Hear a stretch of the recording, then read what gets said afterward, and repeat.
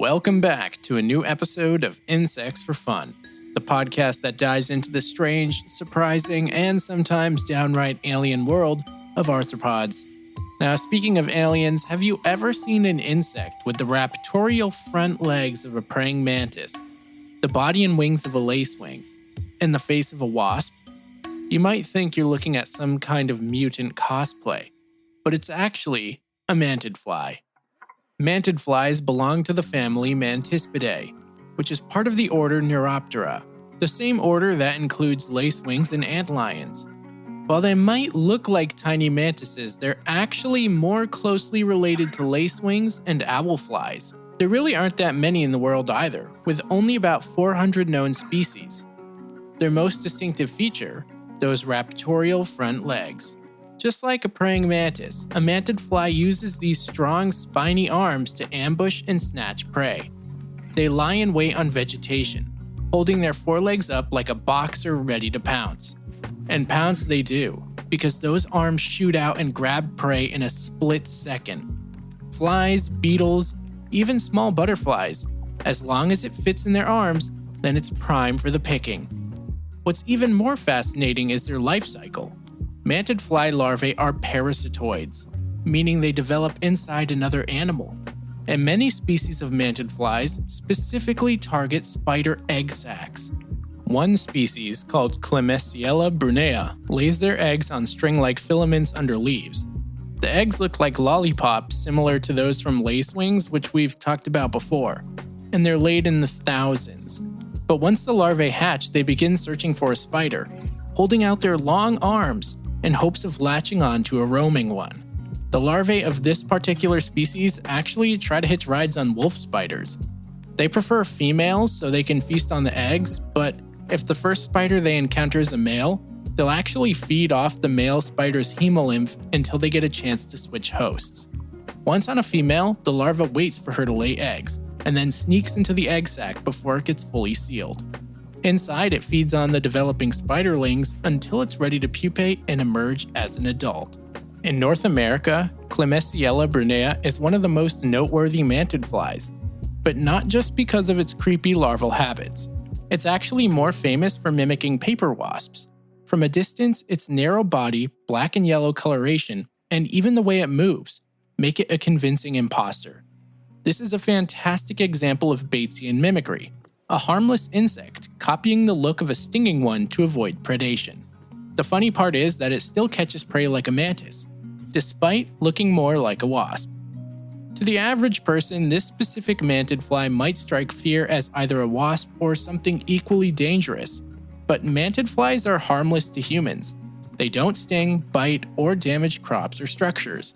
In fact, they might even be helpful in the garden, snacking on other insects. If you want to find one, they can be spotted from southern Canada all the way down into Central America, particularly in the warmer months. The adult females can live for about 1 month after they emerge, while males only live for about a week, meaning the males need to find a mate fast. To help with this, they release pheromones to attract females. You'll likely find them near forest edges, gardens, and areas rich in flowering plants. There are 4 subfamilies of mantidflies that we know about currently, and I'm going to share them and their differences with you now. The first is Mantispidae. This is the subfamily most people are familiar with, and the one we've talked about extensively so far. These have a global distribution, found almost worldwide, especially in warm regions. If we were to give them a key trait, it would be their enlarged raptorial forelegs, often held up in a striking pose. These are also spider egg sac specialists, with our aforementioned wasp mimic, Clemesiella brunea. But as you now know, species in this subfamily also engage in Batesian mimicry, where harmless mantidflies copy the appearance of wasps or ants to avoid predation. These are found in gardens, woodlands, and near flowers. Next up, we have Drepanissinae, the obscure dirt drifters. This subfamily is lesser known but no less interesting. Drepanissinae mantidflies are generally more slender and delicate looking than their Mantispidae cousins, and they're mostly found in the Old World tropics, especially Africa and Southeast Asia. But they can also be found in Australia. and it's here where we have the most detailed account of their life cycle, at least for one species, Ditaxis basariata. The adults have reduced raptorial legs compared to mantispidae, suggesting a different style of predation. But unfortunately, we don't know a whole lot about how the adults catch prey, or how many species of larvae catch prey either, for that matter. The species observed in Australia lay their eggs on trees, and the larvae drop to the ground after hatching to begin an underground life. Because the larvae are active digging predators, their lifestyle is inferred to be quite different from their spider-killing cousins in Mantispidae.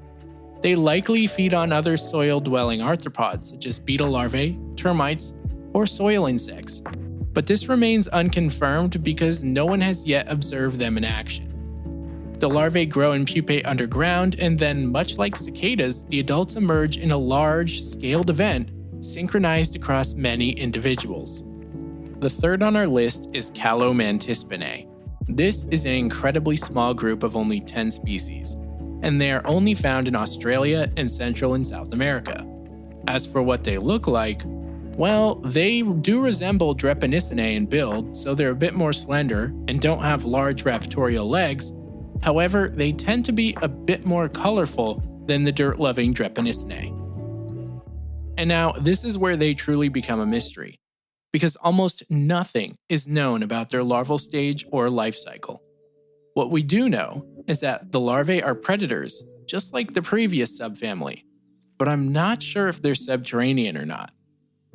At any rate, if any young entomologists are listening, and I know there are, this is your chance to make your mark if you're interested in mantidflies. Last but not least, we have Symphresinae, the oddballs. These are the black sheep of the mantidfly family, and honestly, they might not even be mantidflies. I literally just learned that these are more than likely in a separate family known as thorny lacewings. However, there's nothing conclusive yet, so we'll just keep them in this episode. These oddballs are found mostly in Central and South America, and instead of spiders, the larvae parasitize bee and wasp nests, and maybe even beetle larvae. An example genera would be Anchieta, which have been recorded invading solitary bee nests. This is a major evolutionary departure from the rest of the family, and might be reasoning to back up their departure from mantidflies. The adults are also less flashy with more cryptic coloration, possibly for sneaking around without detection, because as you know, bees and wasps tend to be quite territorial.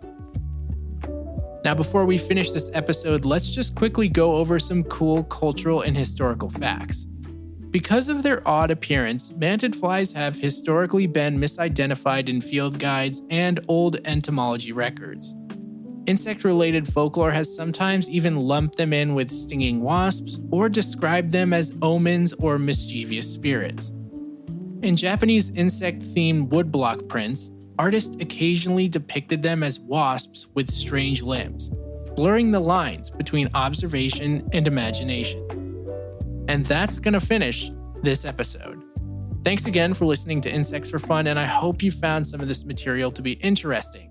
Also, if you enjoy this podcast, please spread the word to other people, because that really helps grow the show. And of course, you can show your support by rating the podcast 5 stars on whatever platform you listen, or you can check out the Patreon to cash in on some vlogs and bonus episodes, or if you just don't want ads, you can get ad-free episodes as well.